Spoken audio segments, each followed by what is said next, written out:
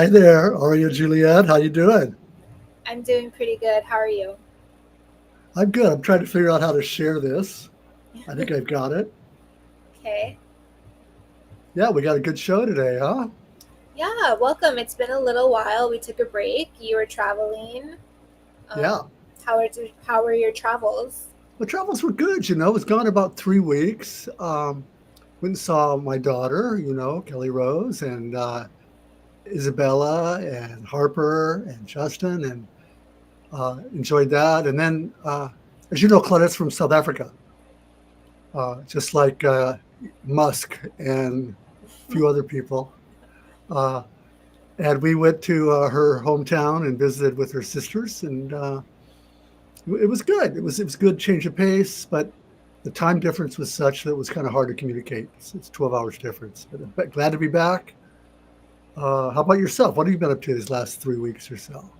We graduated our this past cohort of Kuleana Academy graduates, cohort 8, 23 amazing leaders across the state.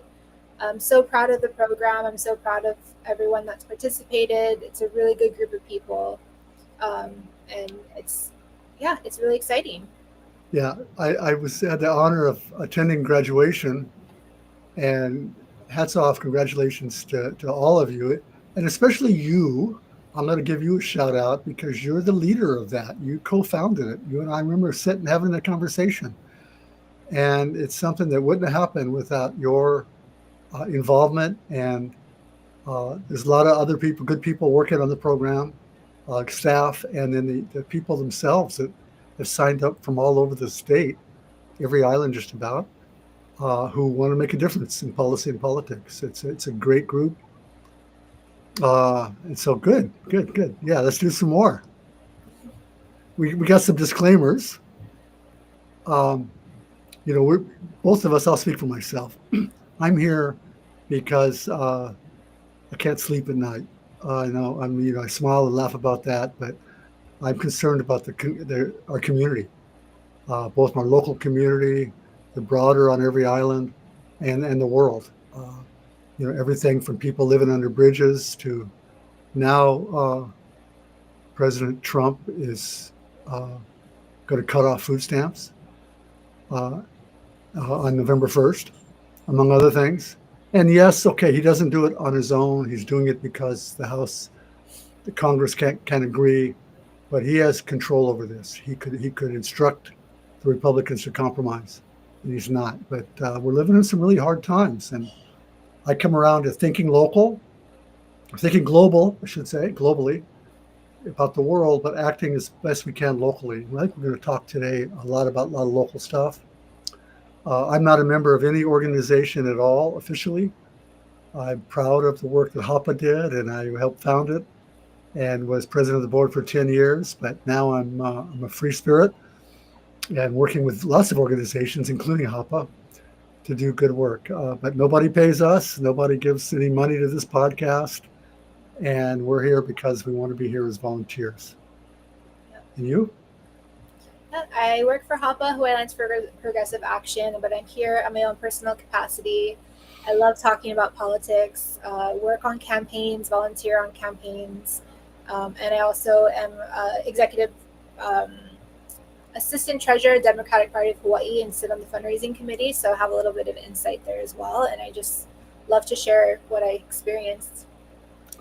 Wow. So I was involved with the party for several years, vice chair at one time, but you've been hanging in there for a while. I know it's easy, like I did, get kind of tired of it and say, I don't know if this is a good use of my time and shift away. But hats off to you for hanging in there and for continuing working with others to try to build a strong party. We'll talk a little bit more about that later.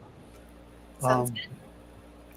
Before we get going, I want to recognize Councilmember Tasha Kama, who passed away, I believe last night, from Maui. There's lots of people out there serving on every island in the council and the state legislature. And when someone passes, it's like part of the family. And In 2006, a lot of people don't know this. In 2006, I ran for Congress, second city. Tasha Kama and her family helped me. They knocked on doors with very people, and helped, promote me in the community. And I'll never forget that. And never forget looking at Tasha and seeing her smile and having her applaud me and pat me on the back and give me encouragement. So I would just wish everyone to think for a few moments about Tasha Kama and the good work she has done. Whether we agree or disagree all the time that's not the point. The point is we're all working toward a better tomorrow for our communities. So to Tasha's family, I offer you my aloha and my love.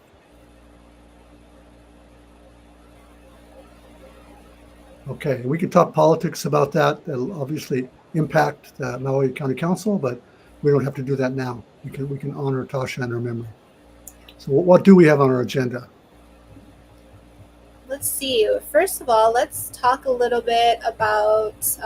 So during the last weekend, there was the No Dictators rallies across the state.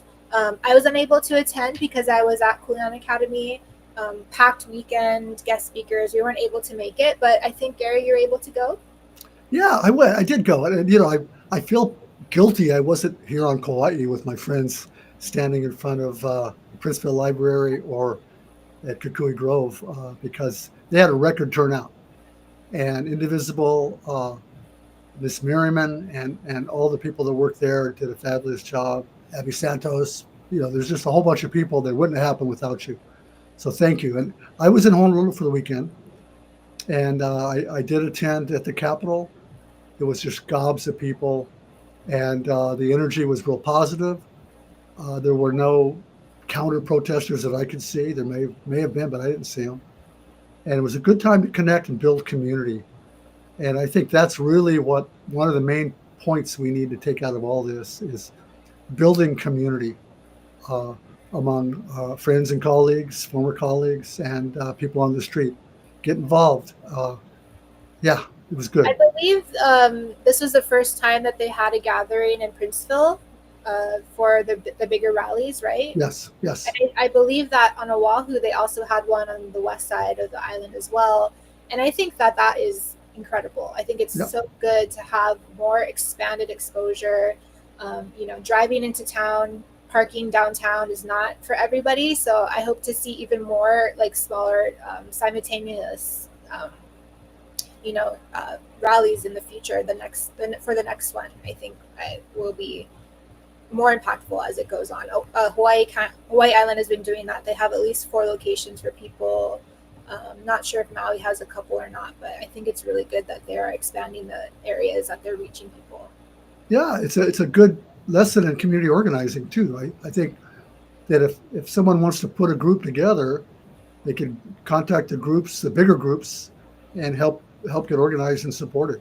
I believe there was even a gathering on Lanai. I'm not absolutely sure. And I'm hearing talk about a blackout, which would be a general strike kind of thing, where everybody just stays home for a day or for a week. And that's hard sometimes for families. It's easy for a retired guy to say it when I get a Social Security check every month in the mail. Knock on wood, hope it still comes. But for working families, it's kind of hard. But that's what might be coming next. I'm not really sure. I'm not part of the inside planning of this at all. Yeah, I've heard those conversations too, and it's exciting to see people really trying to take the next level of action. Yeah. And I come back to thinking global and acting local. So what can we do here and now? What's the big item on the table at this moment? I think the latest thing is a continued call for a special session. We heard them talking about it during the regular session. Like, don't worry, we can do this. We can go special session. But I believe lawmakers put down saved dates in their calendar. I think for September, November, but so far nothing. We haven't heard anything. We're kind of playing a wait and see game while the federal government has since shut down. SNAP benefits are not coming in November. Healthcare access is critical, and we're really not sure what's going to happen with that. And I think that people want to hear from their lawmakers, and I think they're kind of not happy with the governor's seemingly actions of kind of just doing things and not participating in the process. Yeah, I agree. I think people need and want badly to see our lawmakers, our government leaders out there leading, out there doing stuff. The stuff we read about and hear every day is awful. And part of the job of leadership is taking action, being proactive. So I'm hopeful, trying to get my list up here on my phone, that we will have a special session. A lot of people are saying, no, it's never going to happen. The governor doesn't want it. It's not going to happen. According to the Constitution, at the written request of 2/3 of the members in the House and the Senate, 2/3 of the members. It doesn't even say that they have to meet to formally do it. It says written request of 2/3. So that could be a petition, I think. Is that 2/3 of the House and 2/3 of the Senate, or 2/3 of the overall body? At the written request of 2/3 of the members to which each house is entitled. So I believe it's each house. Okay. If they get 2/3, they have to. The leadership has to convene. The governor may convene both houses, or the Senate alone also. So the governor, I mean, let's say it like it is. The governor is the one making this decision. If the governor wants it to happen, Governor Josh Green, if he wants a special session, it will happen, with or without anybody's permission. The Senate leadership can point to the House, and the House leadership can point to the Senate, and they can both say, well, if they wanted to do it, we'd want to do it, or point to the majority, or point to the governor. And if the governor wants to do it, they can. The maximum length of a special session is 30 session days. And it can be extended by another 15 days.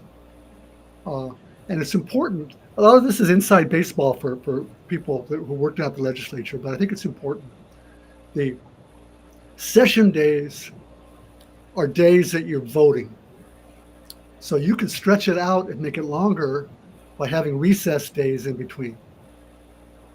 And so in theory, the governor could call a special session, or 2/3 call a special session, and introduce any bill they want to pass any law they want to pass. The rules are the same rules in a regular session. Each bill has to have 3 readings. That means it must be heard on the floor 3 times in each house, in each body. And then there's committee meetings in between. I did some rough math, and it's about 20 days to 25 days minimum to pass a law and give it some basic public hearing. And so I think they should do it. I think people want them to work. They work right now. The legislature, I was a state senator for 8 years. I know a little bit about this. They work hard, okay? They do work hard. Most of them, not all of them. Some of them never show up, which we'll talk about that in a second. But it's hard, it is stressful, it is complicated, I get that. But they're only there till May, January through May, the most December through May. And they get paid a pretty decent living, okay? They really do. And they can qualify for retirement after 10 years, et cetera, et cetera, et cetera. So they need to get off their okoles, get into session, please, guys, men and women, not just guys. The people want to see an active legislature. Do we have an idea of what the opposition is for having a special session? Is it the cost factor that they're concerned about? Is it like opening a can of worms? Like, what is the main pushback of why they wouldn't want to do this? That's a good question. We don't really know because it's all speculation, but it's fun to speculate. They'll use cost. But I did some research, and the cost is minimal. The legislators are already getting paid. Electricity is already on. There's already security and some basic staff. So it's extra staff. Whether it's $20,000 or $50,000, it's peanuts when you think about the alternative is people going without food or medical care and that kind of stuff. And the reason they give is cost, but they also say, well, we're not sure if it's going to be that bad enough. It could probably wait till January. Well, waiting to January means waiting to May, because the session's not over with till May. And if it's not bad enough, be proactive, right? I mean, get money for the medical care and food and other stuff. And if the government doesn't cut it, use that money to beef it up anyway. We got people living under bridges right now. We need more housing. We need all this stuff. And it's not,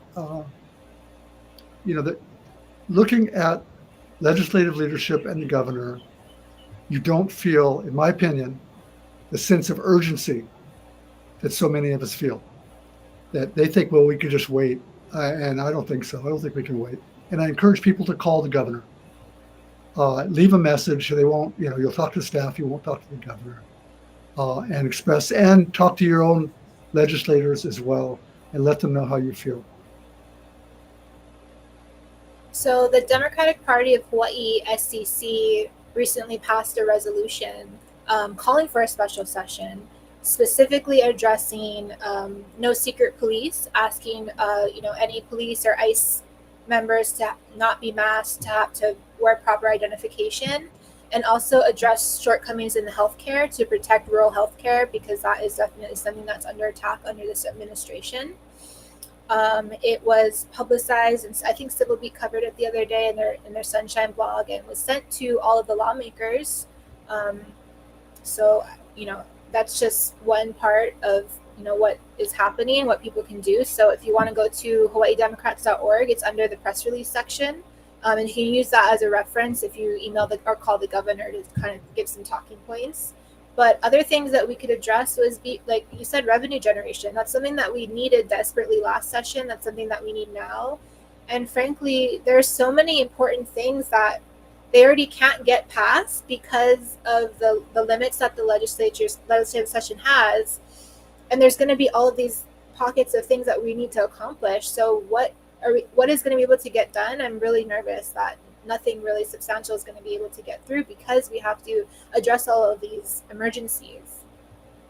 Right. I mean, we should be meeting year-round, period. Every session, there's like too much stuff. There's too many hearings. There's too many things to deal with. It's all running out of time. We have too many challenges that need to be dealt with. And my hat's off to the Hawaii Democratic Party. Is there anyone in particular who initiated this that doesn't mind if we mention their name? Justin Huey from, I think he's representative of the Education Caucus. He was the one who helped draft the resolution. There was a couple great amendments that were added, and I believe it passed unanimously or without any objections. So this is a state central committee of the Democratic Party, so the executive committee body, and it will go through to the full. These resolutions are really hard to kind of comprehend because it's not the whole Democratic Party that supports it. It's just the state central committee. If nothing happens, if there's no laws or anything that's passed about no secret police or protecting healthcare, it will get passed on, probably amended to go to the full body. So the entire Democratic Party of Hawaii is pushing for these kinds of policies. So thank you, Justin Huey. Mm-hmm. And another example, people say, well, nothing I can do about it. Well, Justin Huey stepped up and made something happen. And this is not some small thing. This is the leadership of the Democratic Party of Hawaii. It's not the entire body, but it's the leadership. That's a big deal. And people talk about the Democratic Party this, the Democratic Party that. In this case, the Democratic Party stepped up, and it's the legislators who are wearing the banner, the brand of the Democratic Party, who are not stepping up. And so hopefully they will. There's still time. It's not November yet. And there has been talk about doing it in November. But yeah, right on Democratic Party of Hawaii. And before I forget too, one of the things that people call me and tell me, Gary, I left a message or I sent an email to the governor or to this person, and this is what they told me, the response.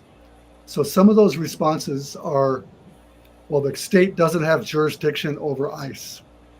or the county doesn't have jurisdiction over federal ICE, which is true.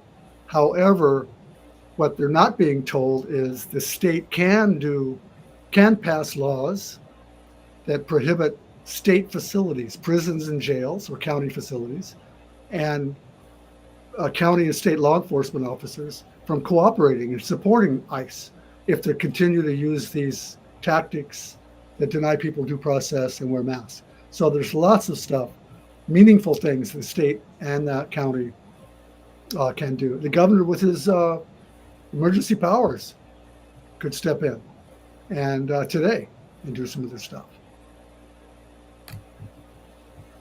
Whew, get me going.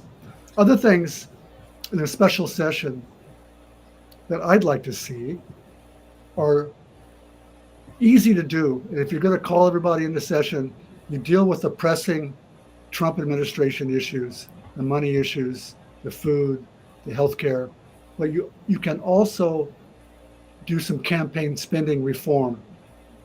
Easy. They've been talking about this. It almost made it through the ban of contractors with state contracts and their family and friends giving money to legislators. What's up with that? Someone who has to go to the legislature for a big job, a highway or a harbor or and they're getting a contract. Their members of their family are donating money, so that needs to stop. And the gifts between legislators, the 2-ticket scam, that could stop, and it could stop today, and that would inspire people. So I'd like to see that myself happen as well. Speaking of lawmakers, Civil Beat just published an article yesterday. They're doing a digital democracy project at Civil Beat, and they're kind of publishing a lot of these public records that have kind of been scattered out throughout different websites, but now they're kind of all under one umbrella under digital democracy at Honolulu Civil Beat. And they did an article about the attendance records of some lawmakers.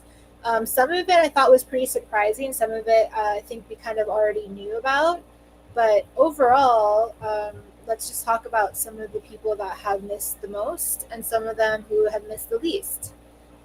So right at the top of the list, Ellie Cochran, she's missed 1,202 absences. That's including floor votes. So when you're in the floor, and then committee hearings as well.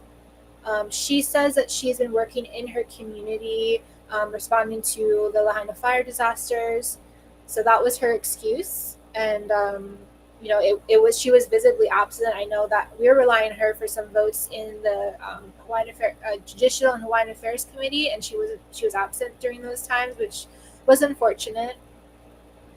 The second person is Elijah Patrick, followed by Kurt Favela, David Alkos, and then Justin Woodson are the top 5.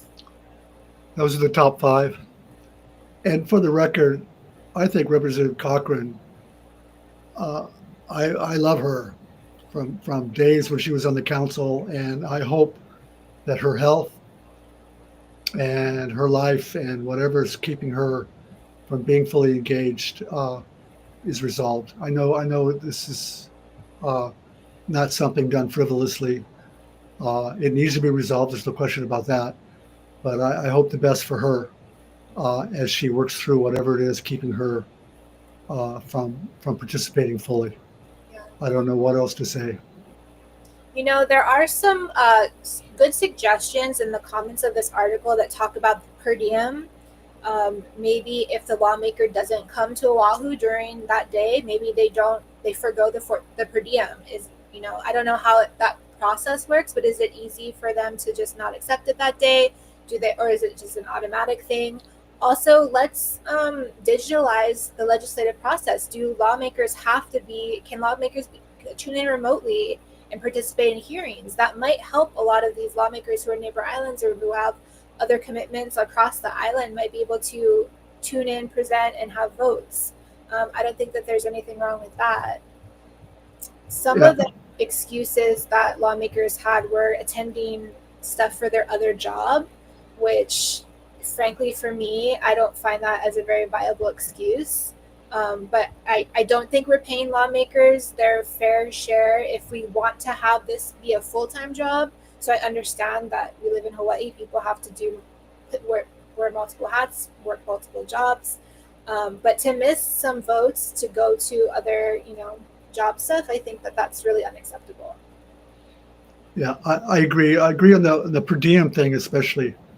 I want to say it's around $160 a day. I'd have to look it up, but it's no small amount of money for neighbor islanders. Uh, and yeah, $225 to wow, lawmakers. wow. And so if you don't deserve a per diem if you're not in Honolulu. And so that definitely needs to be fixed by law or rule or however it is. Um, the other name that I don't know if you mentioned or not, was Senator Awa. I didn't mention him. He was in the top 10. He's number 8 at 180 missed votes. And his absences were very public. I think they called him out in some Instagram videos. And he made it very clear that he wasn't going to attend conference because he felt that it was a waste of his time. Yeah, it's interesting. It reminds me of that guy in the U.S. Senate that wears the hoodie and the shorts. Fetterman? Yeah, he's the same thing. He says, "Why bother? It doesn't matter if I'm there or not. They're going to do what they want to do." And to me, that is, while maybe true on the surface, you can be there and you can demand to be heard. You don't have to. If the door's shut, you can open the door. If you're a senator at the state level or the U.S. And so to have an excuse that it doesn't matter if you're there or not, I think is shocking. So what else we got? Let's think about. I want to talk positive. I think people keep asking me to be positive. Let's talk positive. So the Speaker of the House and the 2 finance chairs of last year, Nadine Nakamura, Kyle Yamashita, and Donovan Dela Cruz, had 0. Which is good because they have, some of the most important jobs. Also, shout out to Greg Takayama, Rep. Amy Peruso, and Representative Tyson Miyake, who had 2 absences. We love Amy. She was a yes, Representative Peruso, right on. I've been noticing she's really putting out some good information on social media too. She it's not simple stuff. She takes the time to explain it properly. So thank you, Representative Peruso. Sorry, I didn't mean to interrupt you there. No, that's good. So if anyone wants to dig into this a little bit further, you can go to Honolulu Civil Beat and look at the digital democracy. They did, I just want to mention one more thing. They did omit Rep. Jean Ward, who was absent, I think, throughout almost all of session and then tragically passed away from illness. And similarly with Rep. Cochran, she felt she had kuleana in Lahaina, which is very valid and fair. And Rep. Ward was not feeling good, and I'm sure he hoped that he would be able to return. But at that time, it might have been more appropriate for his community to ask him to step down so someone else could fill in that position to take the votes that their community needed, and then they could just focus on what was really important to them. Yeah. Good point. I've got some other good news, but I want to share some kind of good news, bad news. Okay. The $50 million pot of money, Act 310, which was passed, in my opinion, in violation of the Constitution and in secret, which gave 4 legislators, 2 in the House and 2 in the Senate, the power to authorize who gets and how much they get, a $50 million nonprofits that have been impacted by the big, beautiful bill. So it's a $50 million pot of money meant to help nonprofits in the agriculture, medical, educational, food areas. So I wasn't happy with the way it was passed. I'm still not happy. But that money is going out, and there's been a call for applications. And so the good news, hopefully, is that nonprofits will get the money.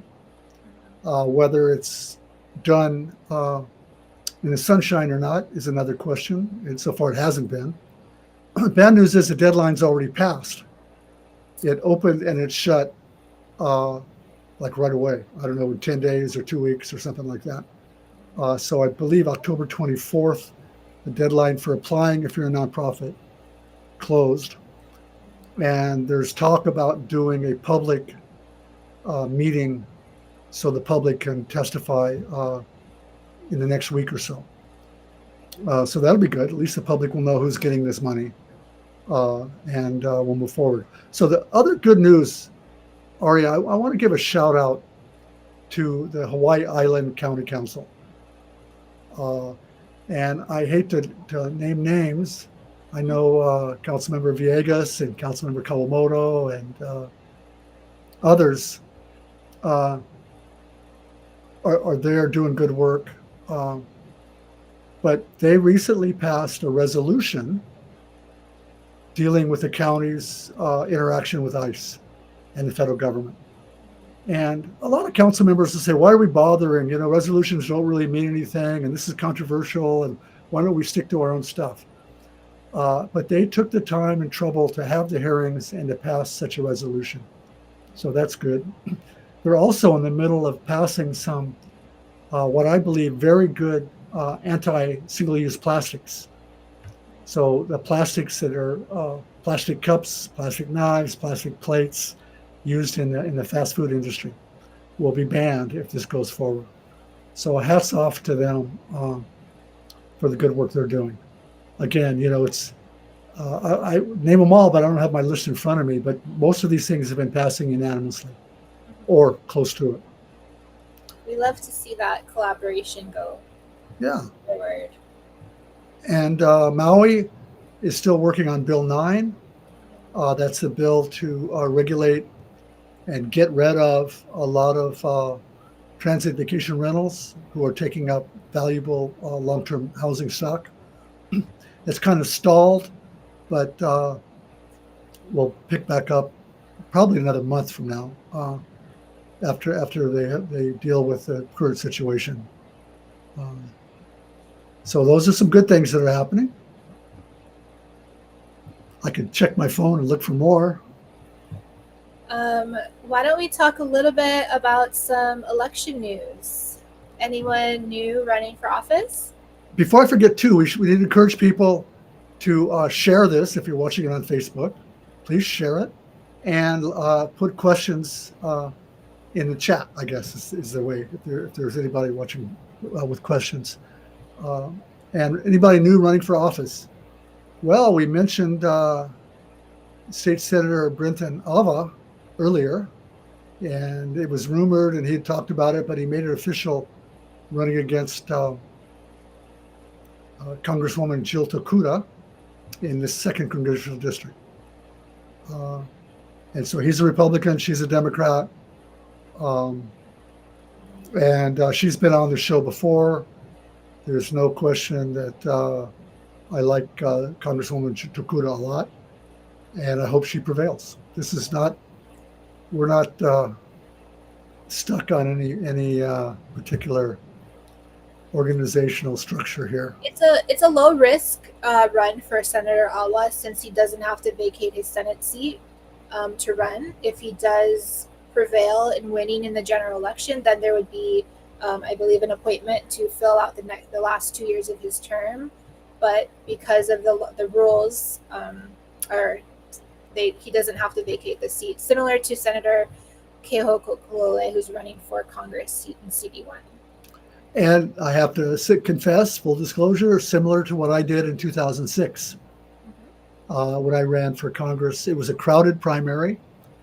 I think there was 9 people in the primary, including former state Senator Colleen Hanabusa, now U.S. Senator Brian Schatz, now U.S. Senator Mazie Hirono, and a bunch of others, including Gary Hooser. So I had what they call a free ride, and it was a great experience, but unfortunately I didn't make the cut. So who else is running? You have a list? Just a reminder for folks, every single House seat, all 51 House seats are up for re-election. the next election. They have to run every 2 years. This is part of their job. It's in the description.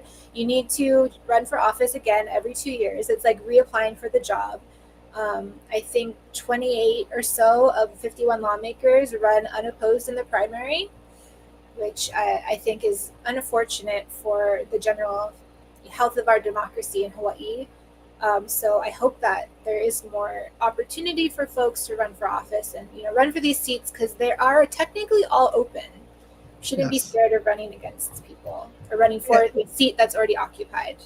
And we talked about this before. Everyone should know who represents them, who's in your district. You go to the Capitol website, capitol.hawaii.gov. You can search your address, and it'll tell you who your representative is, who your state senator is. You take that information, you go to the campaign elections website, Office of Elections, and you look at the last election. You can tell how many votes your representative got. So how many it takes to win. You can do some quick research like that and see how popular they are. And if they're not representing you properly, then consider running. The deadline for filing is June 2nd in 2026. It opens on February 2nd, but on June 2nd, that's where they draw the line right there. And everybody that's filed at that point is running. And the primary, which is kind of all important in the state legislature, is 60 days after that. Okay, August 8th. So it's a short window. The general election is November 3rd. So I encourage people to, if you're interested, and if there's any Kuleana Academy people, I'm going to give them a special shout out. Let's do this. Let's take it over, guys. I mean, we need people who put people and the planet first. That's all I can say. People and the planet first, and who are proactive.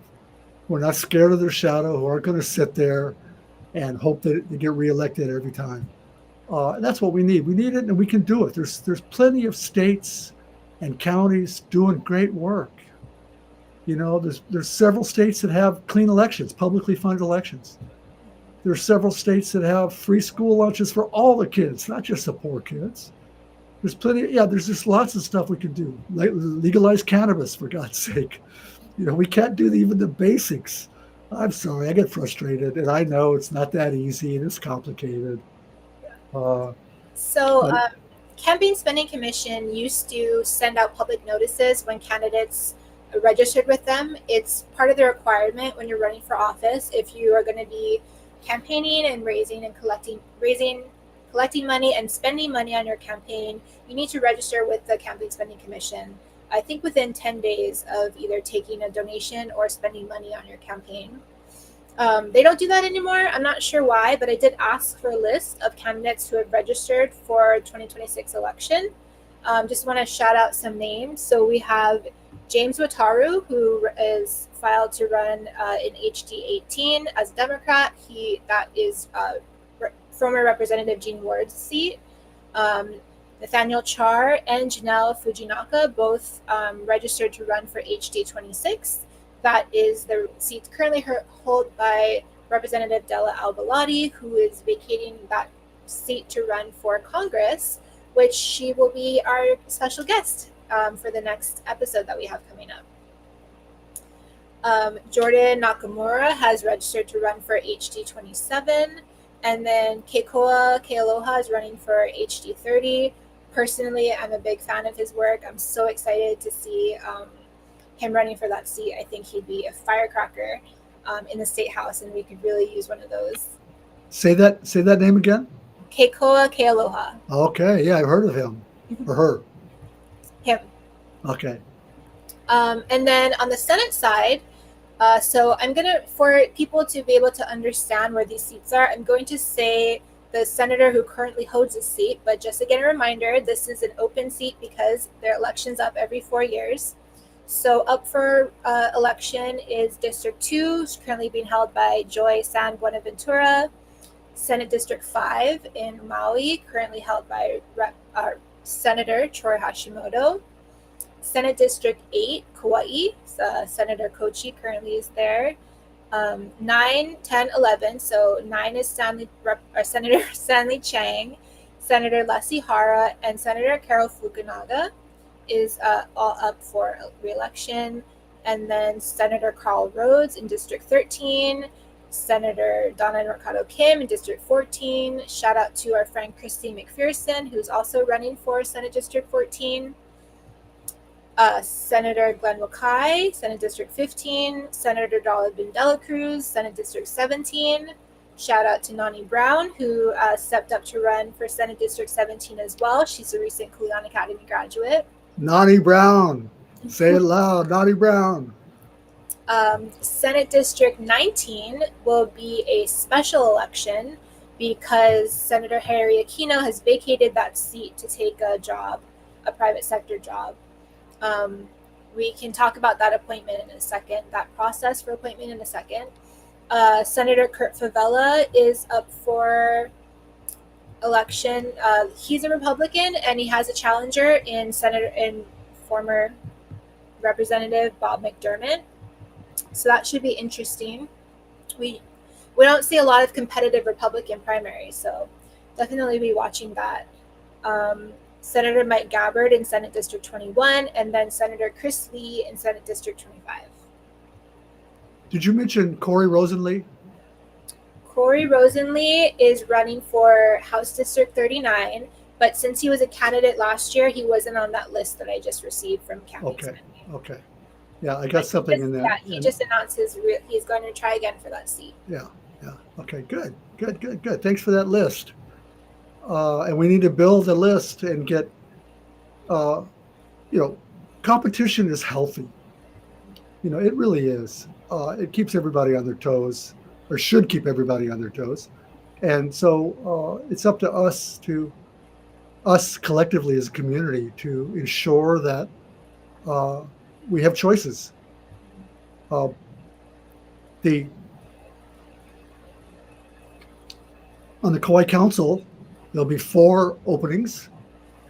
All 7 seats are up, but there are 4 of the incumbents will not be running for re-election. I think on the Big Island, Hawaii County, also there'll be at least 3, possibly 4 as well. So I'm hopeful that we'll see some new, strong, I'll say proactive, progressive voices running for office. And then on Oahu County Council, District 4, Tommy Waters, District 7, Radiant Cordero, District 2, Matthew Wire, District 6, Tyler Dos Santos Tam, and District 8, Val Okimoto, as well as Mayor Bisson on Maui, and Mayor Kawakami is termed out, so we will have someone new running for that seat. Yeah. Well, it's shaping up, and again, it's only 10 months away from the primary. And a few facts that are, again, bad news, but it's a reality. In the 2024 primary, I believe it was 32%, or a little bit less, the turnout. 32% of registered voters is all that turned out in that election, which elected the majority of the state legislature. And if you look at the eligible voting population, it's probably like 25%, 1 out of 4. So 1 out of 4 people are making decisions for the rest of us. And we've got to turn that around. And unfortunately, the people that don't vote are too often young people, and working people who maybe they're too busy working to pay attention to show up. But we've got to turn that around and get more people to turn out, more people to vote. Right on. So a little bit of news regarding Senate District 19. There was a vacancy, like I said. Senator Harry Aquino stepped down. The Democratic Party did a call for applicants. There was 6 applicants that submitted their names, and the district representatives of the Democratic Party of Hawaii met and chose 3 names to submit to the governor to pick. He hasn't picked his names yet, but the 2 names are trying to remember all three names. The two names that I do remember is Steve Canales, who's a longtime Democratic Party supporter. Worked with him on a number of golf tournaments for the Democratic Party. He's a super volunteer, I think retired Sitting County lifeguard, really great guy. And then Representative Rachel Lamasau, she also put her name in. And I'm going to assume that she might be getting appointed for the Senate seat, which would then trigger an appointment process for her House seat. But I could be wrong. Yeah, it goes back to the party. The party, in some ways, has very little power, but in other ways, in this particular case, it's got tremendous power because each district, you know it better than I, so correct me if I'm wrong, but each district will will appoint and forward the three names to the governor. So whenever there's a vacancy, that committee of the district will take applications, do interviews, and forward to the governor three names the governor has to pick. So if it's a strong committee, it can pick three strong candidates, or it could help shape or steer that process, and it's a valuable and important role. So if people want to get involved in the party, is there a time to do it, or is it year round? If I wanted to, I mean, I remember the party, but I'm not as involved as I was. How do they join the party, or who do they talk to? So membership, we have open enrollment, we have same-day registration, same-day membership. So you can sign up for the party anytime, which I encourage you to do so. If you continuously vote Democrat, if you resonate with their policies, with their platform, with the resolutions that they're passing, but you haven't registered as a member, I suggest that you do so. That way you can attend the precinct meetings, district meetings, the convention. So all of these things are coming up soon. The most important date to remember is March 4th. That will be our precinct meetings that will come up, or district meetings. Sorry, we got rid of precincts. So the party is organized by House districts. And every 2 years, we have a biennial meeting where the districts meet and they elect their representatives. So there will be a district chair, vice chair, secretary, treasurer, and then at-large representatives. Those representatives are the body that makes up the voting members if there's a vacancy. That's not technically their only job, but for the most part, that's really one of the only duties that they have. They're also called to represent, be representatives of the party, of course, but really that's like one of their only official jobs to show up. On Oahu County, it works differently on every island, but on Oahu County, all of those at-large directors are also automatically delegates to the county convention, and the county convention of Oahu will pass their own resolutions and platforms and votes for chairs and representatives, etc. But the state convention that's happening in May, those delegates are elected separately, but at the same meeting. So if you're interested in being a delegate for the state convention, March 4th is a very important date for you to attend. Right now they do it in person. I'm not sure if there's going to be a virtual option. Unfortunately, the SCC did vote to approve an all in-person convention this year. The past, I think, 2 years, we've done it hybrid, and the feedback that we got was that they want to do it in person. It's a really big financial commitment for people, especially those in the neighbor islands. So I know that the SEC and the convention committee have been working really hard to try to lower some costs because of travel, lodging, plus registration really adds up. Yeah, well, thank you for that. And that's the Democratic Party. And the Democratic Party, there's no question, is the party of the majority that drive, like it or not. I know there's no shortage of critics. That's the party in charge. If you're a Republican, you can go to the website, Republican Party website, and figure that out. But quite frankly, if you're a Republican watching this show, you probably have the wrong podcast. And if you're a member of the Green Party, they have conventions, and I have dear friends who are members of the Green Party, and I share their values, and I appreciate the work they do. Shout out to the Green Party. Something I learned recently or just became cognizant of. is they require each of the people that want to run under the Green Party banner to go through an interview process to confirm that they really do align with their value set, they believe in their platform. The Democratic Party does not do that. The requirements are that you are a member, and the only time that we ever do some of this like hard questioning of the platform or anything is when you're switching a party affiliation. So this famously happened when Representative Beth Fukumoto switched parties, and she, if you looked at her voting record, she actually voted with the Democrats more often than some other Democratic Party members.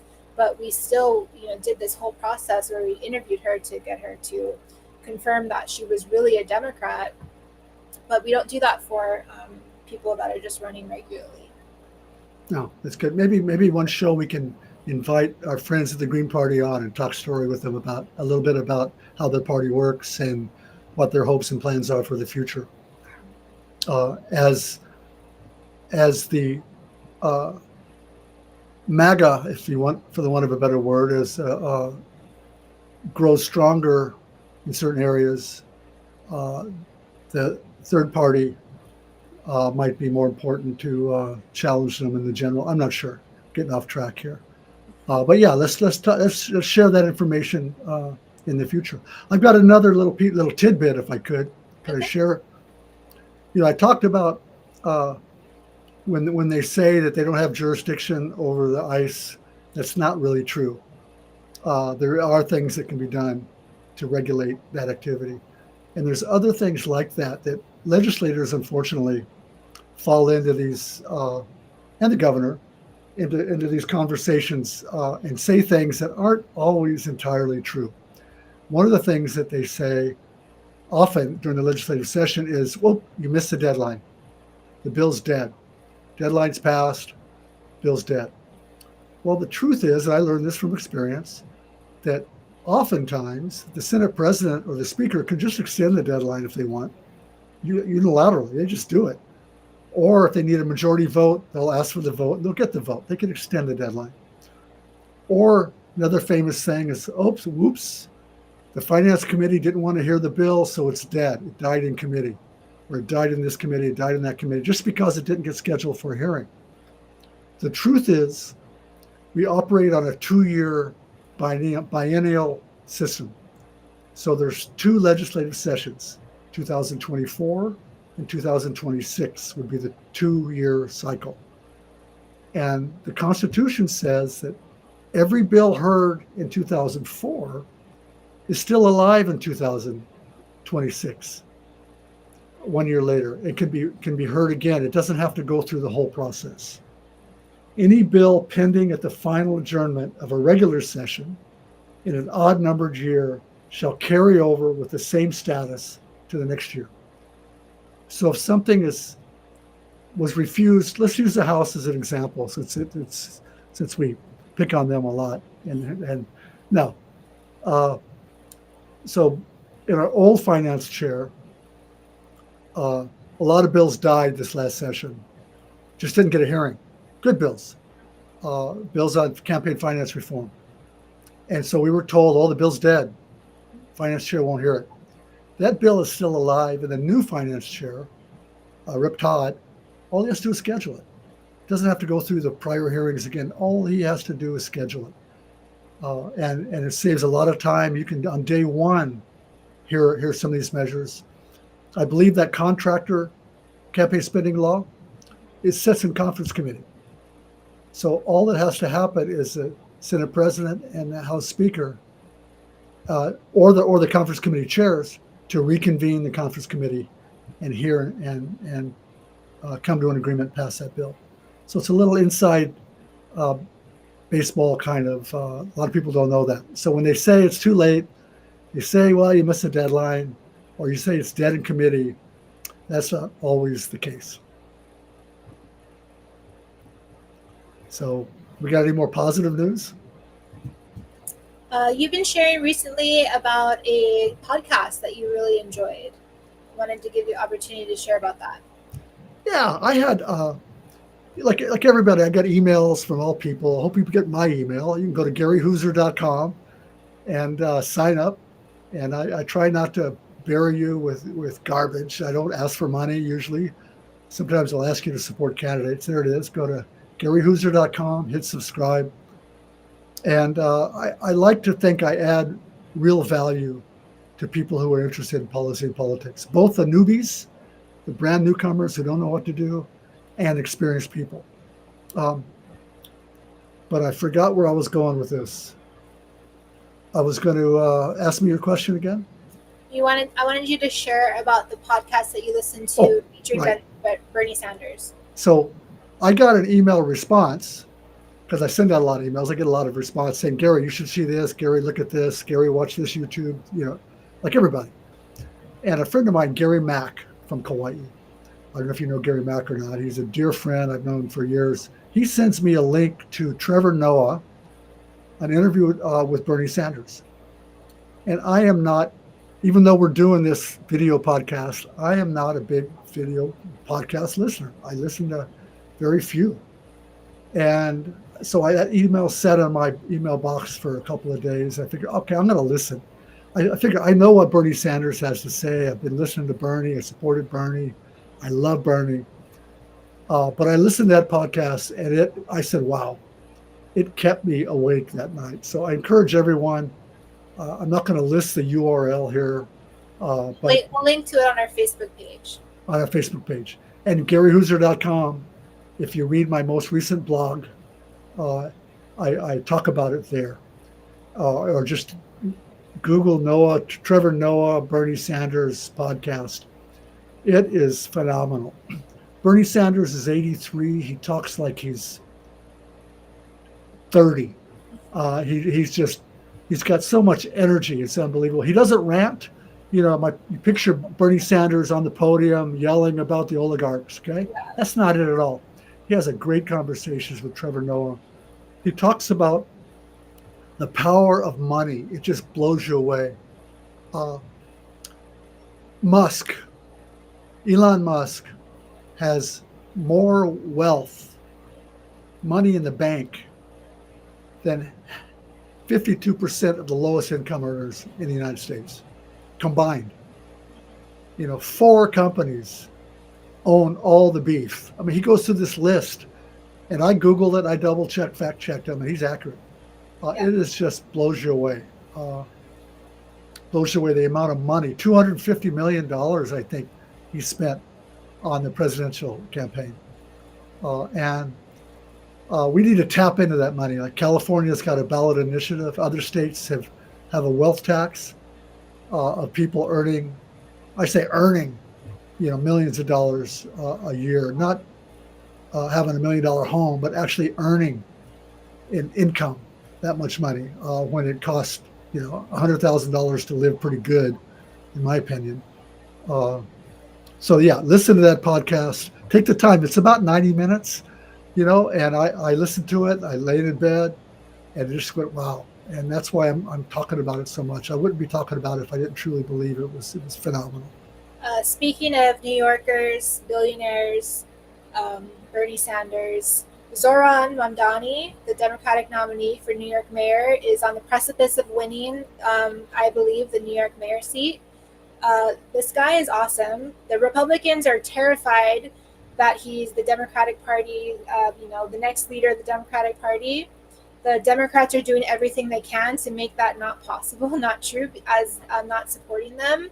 And shout out to the SEC. I'm sorry I didn't mention this earlier. We passed another resolution calling for all Democratic Party leadership to endorse Mamdani in the general mayoral race. And in general, we, as the party, support the Democratic nominee. No strings attached. I think that that's really important. Shout out to Michael Goloyu Jr., who submitted that resolution for us to hear. I think that, I hope he is the future of the Democratic Party. I think this guy is awesome. Millionaires and billionaires in New York are spending hundreds of thousands of dollars to defeat him, way more than he's proposing to tax them. No, sorry. I agree. Who's that? Who's that in your hand? This is my dog, Carmela. Hey there, buddy.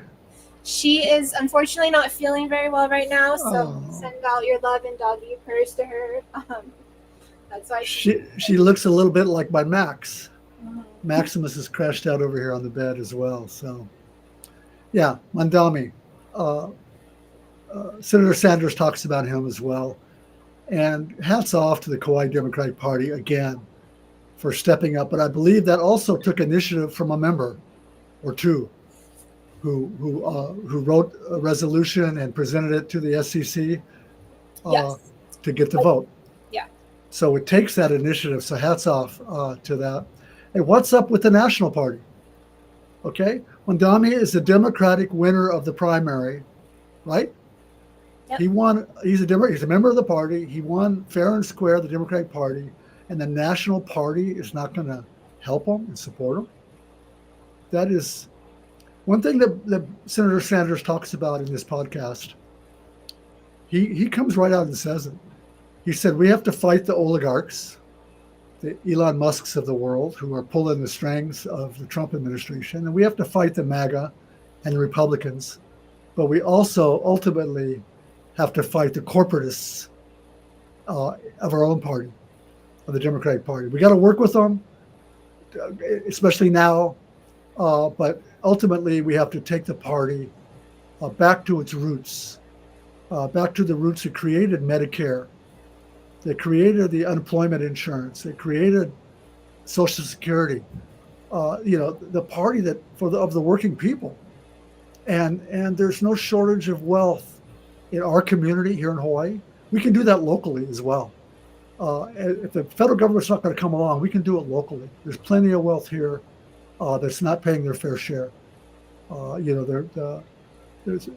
yeah, we need to mobilize and get with it. We're going to talk about what it takes to be a candidate, or what decisions you have to make. That's on our agenda today, right? I did have a question I wanted to pose to you for people that are considering about running for office. How do candidates make it work? They have to, campaigning takes a lot of time, door knocking takes a lot of time. Do candidates quit their jobs? Do they get a second job to support, how do they make it work? That's a great question, because I hear a lot from people, well, I can't do it because of this or that. And I hate to be mean and ungracious about it, but I'll say they got to suck it up. Okay, they got to burn the candle at both ends, put in the time and the energy and hard work for the next year. And the family's got to get behind them. The family doesn't have to sacrifice. The family can join in. Yeah, that's thankful for my family supporting me during the times I ran. And the candidate has to be willing to ask for help. They've got to ask Aria for help. They got to ask Gary for help. They got to ask their friends and neighbors. Gary, I want to do this. I believe like you do in putting people on the planet first, but I need your help. And you got to ask for help. You got to ask for money. You can't think, well, I don't want to ask people. I don't want to bother people. And you got to be willing to do the work. If we see you, I'll speak for collectively.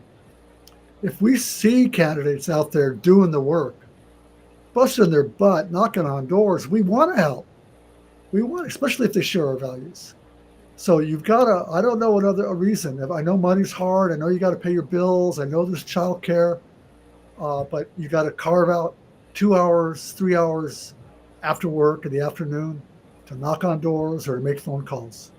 You got to give up your Saturdays and your Sundays too to do that. And you don't have to give up every Saturday and Sunday. You can go to the soccer games. You can work with the community, but you got to work hard. You got to ask people for help. And I have to say, Aria, my experience has been overwhelmingly, at the end of the day, the payoff in terms of positive energy and feeling good about yourself and your community and the work you're doing is tremendous. It's hard work. You've got to pay a price for it. But when you're in a position to vote in ways that can help people change their lives, It's tremendous, and I've been there. And there's people today even come up to me and tell me thank you. And so I highly recommend it to people, but you're going to have to sacrifice for that year. And self-care is important, but you got to find other time to go surfing, or to go lay in the woods and look up at the stars. Do that after you knock on doors. I have to, yeah, but it's fun. It can be fun when you go out and knock on doors. If you have a little team together, it can be fun. You're hanging out with people, and your team should reflect the community, not reflect you, reflect the community. Using Kauai as an example, if you live on the North Shore, for example, your team has to represent south, east, and west sides. If you're a haole from the mainland, your team has to represent Kanaka, Japanese, Filipino. You have to reflect the community, and you got to ask people for help, and you got to raise the money. And you don't have to be the hot top spender, but for council races and some house races, there's public funding available too. My last tip is kind of a pet peeve, but you got to have an 808 number, guys. Yeah. You got to have an 808. I've met many good people, Kanaka, Native Hawaiians that grew up on the mainland, who don't have an 808. And the first question I ask, and many people ask, if I get an 808 person, I'll say, well, how long have you lived here? How long are you going to stay here? Do you really have roots in the community? So get an 808. And if you've got roots in the community, if you care about people on the planet, if you're already active, you testify every once in a while, you're on the PTA, PTSA, you coach soccer, baseball, you're part of the Sierra Club, whatever. If you be involved and run for office. And if you have questions about that, who do they call, Aria? They can call you. They can call me. They can call me. There's a boot camp, right? There's a boot camp right now? Hawaii Alliance for Progressive Action, HAPA, is doing Kulan Academy boot camps. It's an abbreviated version of some of the skills trainings that we talk about in Kulan Academy. It's specific to campaigns. The skills can be applied in other ways, not just on political campaigns, of course, but it's specifically focused on campaigns. So it's really the nuts and bolts of how to work through your campaign. This past Saturday, we did a Build Your Campaign 101. The upcoming sessions are going to talk about finance and treasury compliance, which is so important. If you're interested in signing up, go to hapahai.org and check out our blogs that have the Kulan Academy Bootcamp schedule. And another shout out for our friends in the Kulan Academy. There are 4 members of the Maui County Council are graduates. Is that correct? Yep. 1 member on the Hawaii, Honolulu City and County. 2 on the Big Island. Yep. And 1 on Kauai. Yep. And we have 3 currently serving in the State House, and we've elected a total of 6. Yeah, and it's just, and those they don't work for Kulan Academy. They don't work for HAPA. They work for themselves. All I want is them to be themselves, be the people that they say they are. And we're real proud of them and the work they're doing, and want to get more people to join them because it takes critical mass. One of the first things you learn as an elected official, 7 people on the Kauai County Council. What's the magic number? 4. With 4 people on the Kauai County Council, you can pass just about anything. The Maui, it's 5 because there's 9. If you're in the state legislature, there's 25 senators, you need 13. So it's all about the numbers. So we need to build critical mass and get more people elected to those offices. Speaking of Maui, I know we touched about Councilmember Tasha Kama's tragic passing, but I just wanted to briefly talk because I know people are curious and trying to figure out what's going on because business has to go on. So there is now a vacancy on the Maui County Council. And because the vacancy is within 15 months of her term expiring, there's going to be an appointment process where the county council has 30 days to pick a replacement. That person has to be eligible for the seat, so they have to live in the Kahului district. If the council cannot come up with a name or decide on a name within 30 days, then the mayor will be in charge of appointing it. If the vacancy had happened where there's more than 15 months left on the term, then it would go to a special election. Yeah, so that's the nuts and bolts of that. It's similar on the Kauai. The members themselves pick the replacement, or if they can't agree, the mayor will do it. So yeah, there's that process is going to happen ultimately. It's awkward and to have to deal with it when it's a result of a passing of someone who's worked so hard for the community. But like you said, the work does have to go on. We have some action stuff too that I want to make sure we have another 15 minutes or so. There is some conversations in the chat I wanted to highlight. I know that there's a lot going on about the Elections Commission. I will admit I haven't been following it closely, but there is some shady stuff that's going on in the Elections Commission, including up to them trying to get rid of mail-in voting, which has been so critically successful for Hawaii. And there is some issues that they are addressing, but I think that getting rid of mail-in voting is definitely not the right path to take. I'd like to see them expanding voter service centers instead of eliminating mail-in voting to kind of curb some of that speculation and stress and stuff. But Gary, do you have any thoughts on that? I heard the same thing, and I support just exactly what you said. Mail-in voting is important to maintain security at the drop centers. We clearly, it's like all these issues. Clearly, we could do better. And we should, in terms of election integrity. But it's no reason to throw the baby out with the bathwater. Mail-in, we must keep it. We have to keep it. And so I'm not sure of the next opportunity to testify or to impact it. Wednesday, 10 a.m., October 29th, 10 a.m. Okay. Wait. That's today. No. Wednesday, the 29th. Okay. And elections.hawaii.gov will be where you can find the information to attend the election commission meeting. Okay. So it's important, unfortunately, in this, that the reality is the voices that get heard are the voices that show up. So you have to show up either virtually, online, or in person, or via email and testimony. Otherwise, the loud voices, the election skeptics, are going to dominate. And yes, my message would be yes, we need to do better, but we need to preserve mail-in voting. There are other ways to do it. So good. Thanks for bringing that up. Another big issue that was built before the state land board just recently was on aquarium fishing. And it's a huge issue. I know friends in Hawaii County and all over are active in this issue. And the land board is discussing rules to expand aquarium fishing. And the next hearing is November 14th. Is what I'm reading in my notes. And hats off to all that showed up. I read somewhere it was an 8-hour meeting, but the message was pretty clear. So please keep showing up for that. So we have a special guest too. Rep.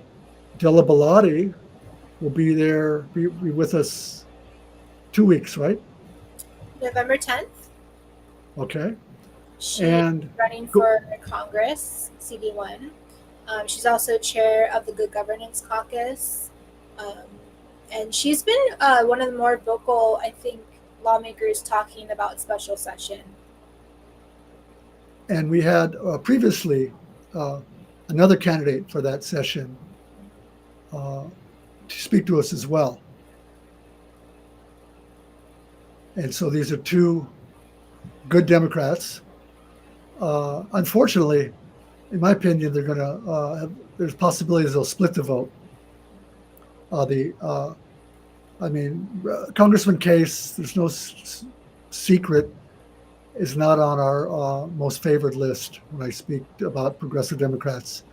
And we'd like to see someone who is less corporate minded in that seat and who is more willing to push back, especially now with the Trump administration and the corporate is in charge. I'm speaking for myself. I'm not going to weigh in on choosing between the two Democrats at this point in time. I wish there was only one, but I'm going to hold off for now. Well, we can definitely ask her about her path to victory. We can talk to her about, how she sees her path going forward. There's options. It is early, it's kind of still an exploratory phase, I would say. Like, even though if you declare and, one or the other sees that one is more viable, maybe another would step down. Maybe Rep. Case would, miraculously not run for office. Run for re-election. That's possible as well. There's a lot of vacancies in the Senate, so things can move around. It's still, This is true. And I want to thank Representative Bellotti for being interested in coming on the podcast. It adds value to our work. It adds value to the listeners. And I think at the end of the day, that's what's important. Educating people so they can make good, informed choices on all these issues. One other thing that when I talk about things that aren't always true, when legislators or the governor tells you, things like, oh, we missed a deadline, or the bill's dead, or we can't regulate ICE. Another big one is when they say there's no money. Oh, there's no money, Gary, you missed the deadline too, and we don't have money for that. The budget's really tight this year. Well, it's a saying that I like is when they say there's no money, what they're really saying is it's not a priority. So right now, according to the governor, we have $1.58 billion in the rainy day fund, just sitting there, waiting for a storm to come. And I would say the storm is already here. With $1.58 billion, you could build a lot of affordable housing. You can build homeless shelters today, do infrastructure, you could take care of a whole lot of things. $1.58 billion in the rainy day fund, plus $170 million in the hurricane relief fund. Okay, that's another $170 million just sitting there. And the 2024 tax cuts made last year. So the wealthiest people in America got taxed in Hawaii, got tax breaks, got their tax cuts by our legislature. They also got their tax cut in the big, beautiful bill. But the Hawaii tax cuts equal $1.4 billion a year. It's going to phase into that, but $1.4 billion a year over the next few years, nearly 10% of our general fund. Which is half a billion this year. Okay, so we got $500 million this year. We got $1.6 billion in the rainy day fund, another 100. So there's lots of money, and we need to take a good hard look at our needs, whether it's SNAP or pending Medicare or the affordable housing infrastructure, wastewater treatment. There are so many needs, and the money is there. We don't spend it all. But we need to think from a lens of abundance, not a lens of scarcity, in my opinion. So that's my rant on the money.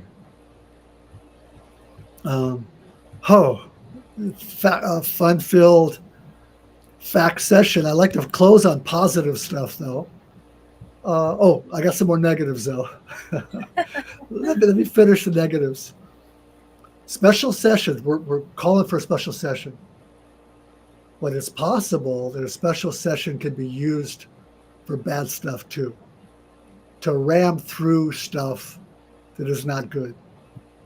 So the governor could, or anyone could, legislator could, pass or push through an exemption for leasing state lands to the military for environmental impacts. studies. Right now, state law says to lease Poakaloa, the Army has to provide an environmental impact statement.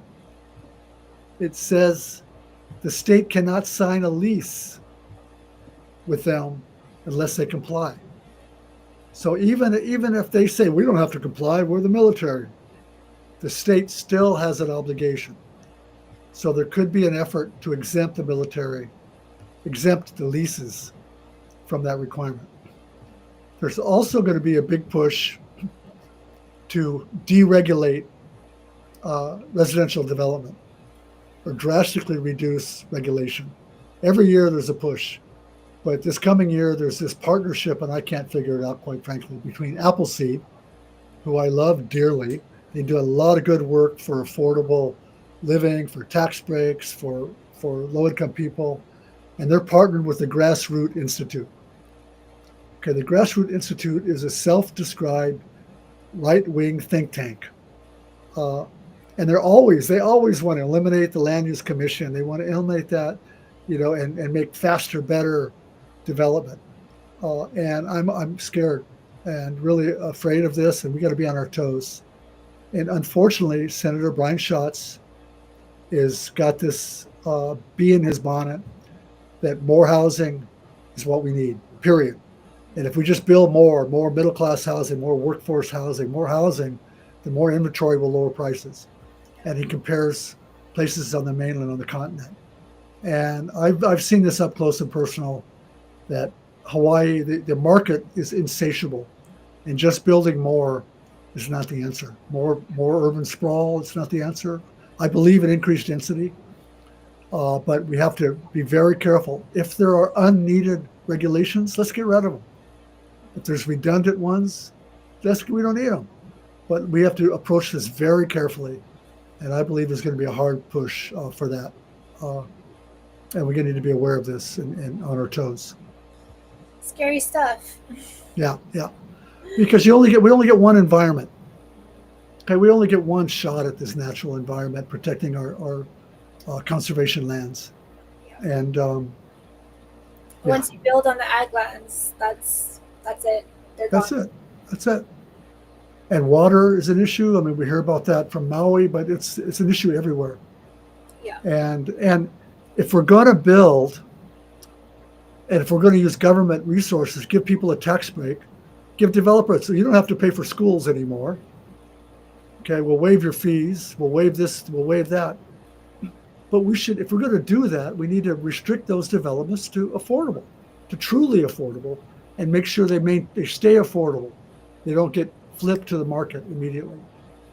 I'm going to carve out that issue myself and make sure that I'm showing up along with 1,000 Friends of Hawaii. Hats off to them, and the Sierra Club and many others who we fight this battle every year.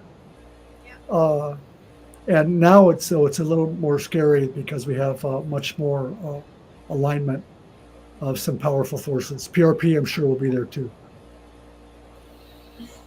Okay. Positive.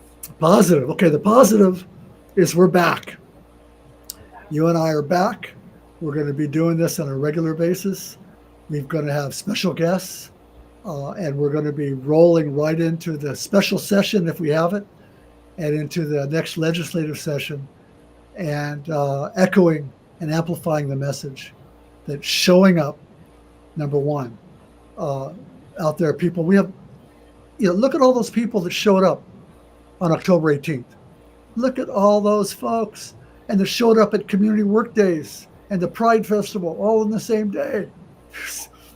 Tens of thousands of people in Hawaii showed up for those things. And if we can harness that energy and just convince those folks to show up and testify, show up and write a letter, call the governor, show up and help people and run for office, we can do this. We really can. I believe I wouldn't be here. I know you wouldn't be here either if you didn't believe it. I believe it. Yeah. And I want people to feel free to reach out to me personally if you want to run for office and want to know what I think or want to help.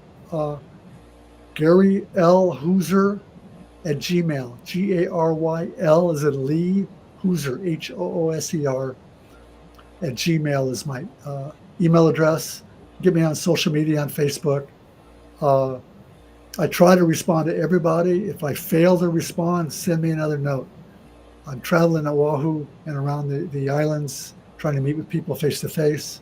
So I want to help, and I don't have the answer to everything, but I do want to help, and we need you guys to step up. Thank you. Okay. So see you folks in 2 weeks. Until then. Wait. Forgot about Mishka. Mishka. Yes, thank you, my friend.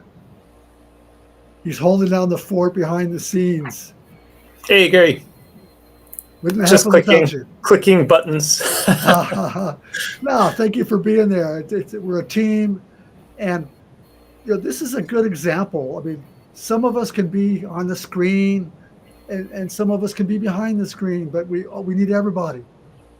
So if you can't show up in person, send that email, make the call, show up behind the scenes, send money to your candidates and to your organization. So thank you, Mishka, for being there. Thank you, Aria, for all you do. And mahalo to everybody out there who's being part of the solution. Aloha. Ahui ho.